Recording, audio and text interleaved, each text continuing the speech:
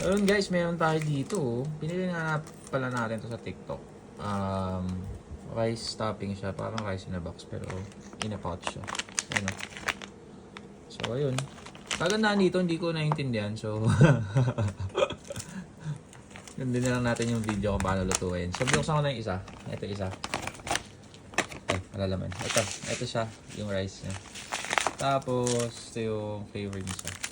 So, lalagyan mo na ng tubig until, ayun, may linya doon sa loob. Tapos, yun na. Tingnan natin ha. Ayan, ito muna tubig.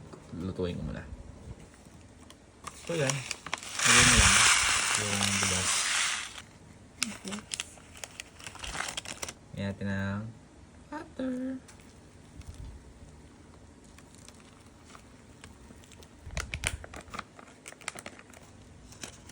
Ayan ang flavor guys. Flavor gravy sauce at chili beef sauce. Ayan, nilagay na natin guys yung ano niya. Ayan, isa. May bagoong. Bagoong rice pala to eh. May. Oh, mag-aalo muna kami. Tapos tikman natin. Tasting.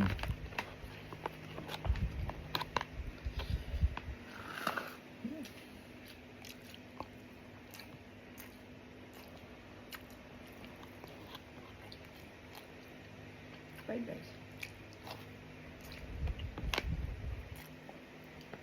Tumangang. Sarap yan. Hindi ko bet to.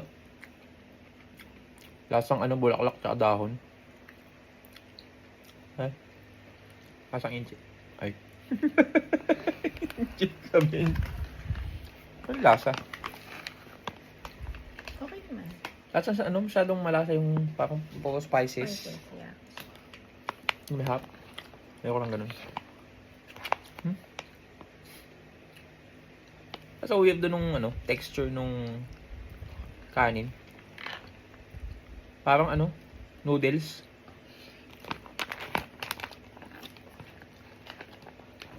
Kala ko parang rice in a box.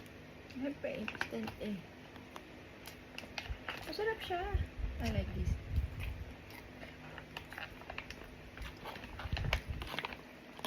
Yung isa, manghang.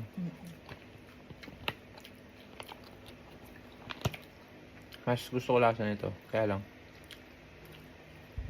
Weird talaga nung ano, nung texture nung ano, kanin.